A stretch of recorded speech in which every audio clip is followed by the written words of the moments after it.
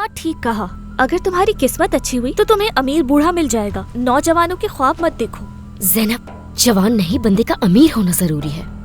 अगर पैसा हो तो खुश रहने के बहुत से तरीके होते हैं। मैं तो बोर हो गई यहाँ। चलो चलते हैं यहाँ से।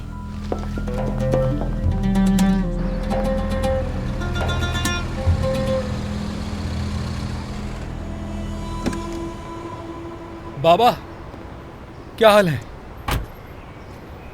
अच्छा हुआ कि आप मुझे यहाँ मिल गए। मुझे आपसे एक ज़रूरी बात करनी है। क्यों, ऐसी क्या बात करनी है तुमने मुझसे?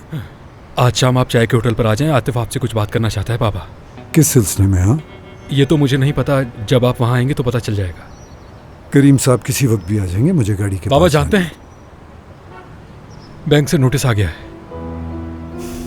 जानता हूँ, फातिमा मुझे बता चुकी है। अब हम क्या करेंगे? मुझे नहीं मालूम। वो मुझे एडवांस भी नहीं दे रहे।